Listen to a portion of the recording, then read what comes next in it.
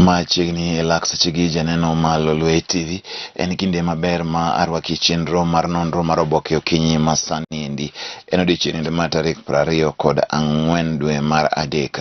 Machiegni ahinya Oboke ni kaendi Oboke adek kaka pile, kendo abro miyi kaluwo ni mana weche mantiere iye ka gi kacha. En mana luwo ka gi kacha nikech ang'eni ok adwa somo gimoro amora manie iye kaendi, mondo mi sama koro ibese winjo ni koro moluwo mondo mitni inyalo kawo thuolo mar mondo mi koro bende yud mondo winjo ka koro lombi omi siso, kendo bende winjo ka oguonyo ni kamoro maber ma inyalo dhi nyiewe. Karwa move changes DP options for Raila, mano the standard. The standard wacho kaendi ni koro bet ni Karwa nyodonjo koro obiro e kweth mar Raila Odinga mar Azimio la Umoja. Sani ndi koro nyiso maber ahinya ni Raila koro nitie gi wich bar mar yiero ng'ano manyalo bedo jalupne. Now that Kenya leader has joined Azimio, its presidential candidate has more options when picking his running mate, but her move also complicates the political math for Raila's rivals William Ruto. Mane wachimantini kwa sanindi kaka koro donjo niendi Raila koro nigi tich matek anya mare yiero joma nyalo bedo jalupne. Ruto bende koro nigi tich matek mar ng'iyo ng'ano manyalo bedo ni koro en ng'ano madhi bedo jalup mare.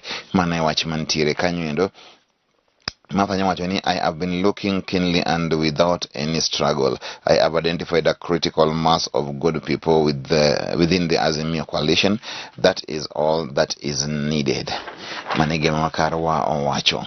Ka ang'iyo kaendi Kenyan's Top Africa Viewers Choice Award nomination list. Sama bende koro kaendi wacho ni magi kiwechi mag joma koro neno TV ahinya, mano endo mar Africa. Ka wadhi nyime ito Oboke ni mara ng'wen. Dakane kendo wacho matanga ket kaendi wacho na mar Karwa ni aneno ka koro nitiere kaendi Karwa entry into Raila's Azimio changes running mate dynamics.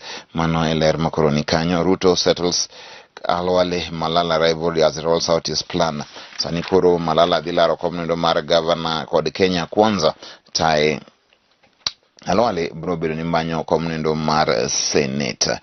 CS Attorney's Party endorses former premier for the job.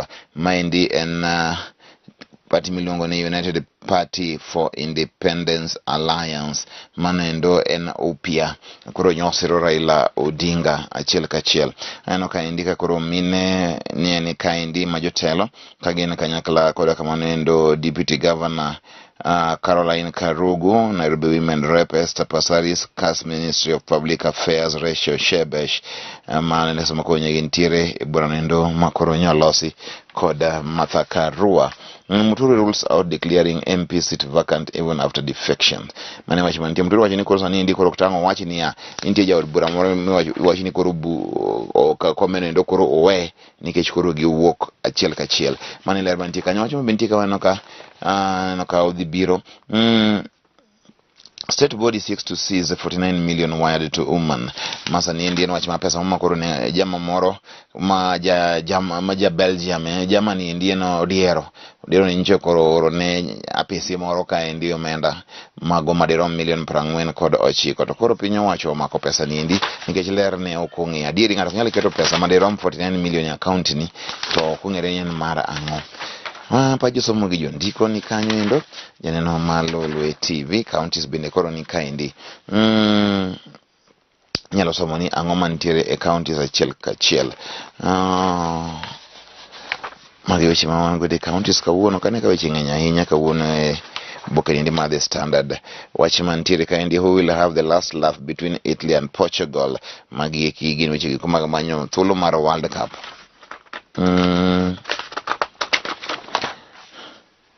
Ene wach mantiere kanyo aparo ni koro wamiyo pek modong' tang' na miye weche manyien kawuono kaka wadhi tudre kodi achiel kachiel. Ka ang'iyo Oboke mar The Star wach mantiere kaendi ni ODM Jubilee to get 1 billion parties cash. Mano wach mantiere sani koro ODM kod Jubilee biro yudo omenda marom bilion 1 manendo mag duond od buche. UDA to miss out on the windfall as the party is yet to be recognized in parliament. Eni kosa nindi koro UDA to koro en to ko bibedo kanyo nikech koro poko nge achiel kachiel e parliament. Obado's aid generated false medical forms. Magi weche masani koro pod ywayo Obado nigi tich matek ahinya mahindi mag bedo kuro. Aneno ka kaka tuno keto ka indi kaka koro Martha Karua Raila rwako ne Martha Karua wacho. Martha Karua wacho ni wow. To Ruto nyise ni please be mine. Koro jaber ma Martha koro ilaro ka indi gi ji ariyo. Chware lare ka indi malich ahinya. Raila koro rwako ne wuoche. Ruto chungi chien gi wuoche ne kata kaka omiyo chiu ne onge. Ruto nyise ni please be mine. Bi bed mara. Raila koro sani koro sego chonge piny kendo koro rwako ne mano endo ma en wuoche. Kang'iyo corridors of power wach mantie ka endi ni police officers and county officials stationed in a sub-county in Nairobi's Eastlands have urged residents with their unbecoming conduct. The officers are accused of allegedly extorting bribes from bar owners and allowing them to play loud music in the estate. The bars operate throughout the night, 7 days a week. Attempts by the residents to petition local authorities to act have fallen to the end of the problem. They are now planning mass demonstrations in the coming week if Nairobi Governor Anne Kananu and Police IG Hilary Mutyambai do not move with speed to tame officers' appetite to restore order in the area. My watchman tiere kanyo endo watchmaro ODM gi Jubilee kaka dhiyudo omenda chande be koro osepoge kaendi. How political parties parties have shared cash. ODM dhiyudo 263 million point 5. Jubilee yudo 564 million. Kora keni koro sani koro Jubilee mose wuok mantiere oko kande mantie UDA gin gibo wacho nang'o. Parties modong' bo yudo mago eko magin 43 million. Mano e wach mantie kanyo. Raila assembles big guns in battle with Ruto for top seat. Karua latest entrant to big team led by Uhuru drumming up support for Odinga. Azimio rivalry could deliver seats to Ruto, says Kalonzo. Kalonzo wachinsa ni koro kapo ni ji ok ong'iyo maber to Ruto nyalo yudo kombe mang'eny ahinya sama koro jo Azimio koro yware koni gi kocha. Maendi pan ne wacho sama ne gintiere kanyo endo ma en bura mar upya. Ka wadhi nyime pajosomo gi jondiko ni kanyo inyalo ng'iyo. What is ntika gi pregnancy not cheating cost Diamond Zari's love. Management pregnancy not cheating cost Diamond Zari's love. Socialite Zari Hassan tried to save her marriage with Diamond, but he continuously hurt her. The two have been featured on the Young, Famous and African reality show. Zari said she was aware her baby daddy Diamond had been unfaithful, but she decided to let things go. Even the times when I knew you messed up, I would just keep silent for the sake of peace, for us to be happy. Let it go, let it slide, move on, keep going, keep your family.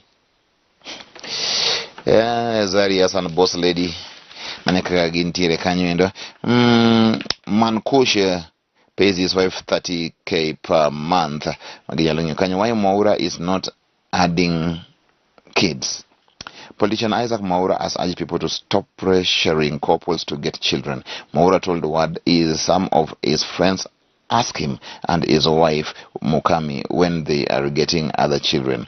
Mwaura's son is 5 years old. The couple lost 2 children. Something he says is still fresh in his mind. Magiweche mantiere kanyendo. Gineweche mag celebs.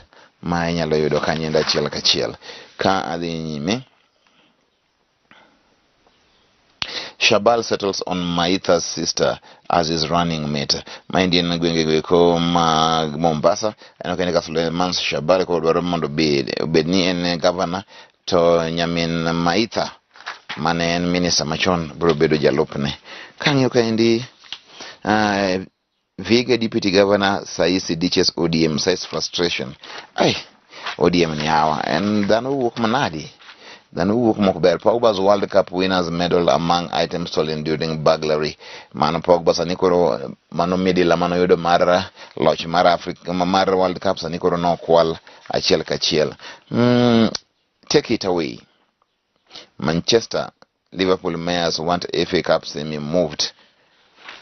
mago bende angan wakel ni kanyo. Atigo oboke ma The Daily Nation wach man kaendi en ni Karua joins the fray. Karua koro donji agulu maendi mar Azimio, wach malich ahinya. After months of owing, she joins Raila. A series of negotiations with Okelo Kenya Kwanza Azimio have finally led the NAK Kenya leader to the Odinga camp, but it's not clear what difference she makes on the ground and whether the move upsets running mate's plan for both candidates, even though she is considered an asset in Mount Kenya and beyond.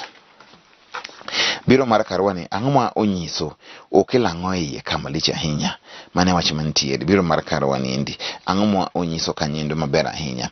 In his dilemma ko Raila ntiere, this could be a poisoned chalice for Odinga, who will now be forced to calm the nerves of those in his camp who might feel threatened by Karwa's entry. So nitije makoro nyaka beni koro chich gi biro mar Karwano endo achiel kachiel mago mantiere Azimio la Umoja mane wach mawachire kanyo to Raila botimo nang'o mano koro e gima inyalo somo ing'ente botimre nang'o.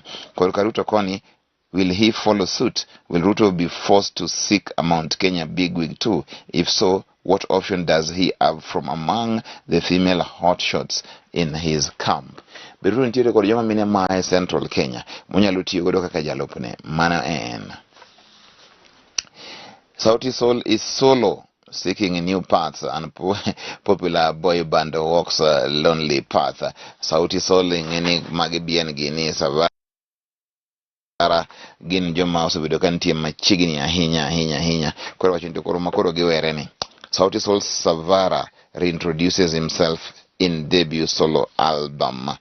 Savara Mudigi performs at Nairobi Street's Kitchen on February 22nd during the listening of his Savage Level album. My watchman for years, David Mudigi fans have known him as Savara, the second lead singer and producer of the award-winning music group Sauti Sol. Now, through his debut album Savage Level, Savara seeks to introduce himself. Sauti Sol has built a name for itself locally and internationally, placing the band among the few artists from Africa who requires little introduction. Sauti Sol koro give their own ways and nangama botim reso mane kanyo mondo into koro bobedo nango no kanyo ka koro Savara ento osewuok. Karua backs Raila's bid as Ruto brokers alwale Malala truth mano waseng'iyo kendo wasewinjo gima dhi nyime kanyo. IBC signs contracts for Kim's ballot printing. Mae wacho sani koro tiere IBC sani koro sechako ikreni mano endo yiero mabende botim dwe mar aboro. Alam as 840,000 COVID-19 vaccine doses go to waste. Mae gima koro jipenjo to kara chanjo ma COVID manchini manyo malichigi ka machiegni milion 1 kethore nadi. Koro ng'ani gima bende bro chulo sama koitiyo gi Nairobi Expressway maendi en wang' apaya mantie malo, en ok en lo, en malo, en wang' apaya mag gorofa. Ibro ga bedo kichulo ang'o sama itiyo kode kiriembo kanyo. Warito gi liwedo mondo wariembo kanyo winji kaka riembo malo kanyo chal. Wajosomo gi jondiko ni kaendi neno kaendi weche mag counties koro odonjo. Ago bro weyo kanyo nikech counties go ng'eny ahinya mokutang' makola gi achiel kachiel kata waluom gi achiel kachiel. Magi weche mantiere ang'eni aikra seche mabiro go eko ang'akel ni weche go eko manyien mondo miami magi achiel kachiel. Eriksen may return for Denmark Saturday. Sanindi koro Eriksen manjana odwa tho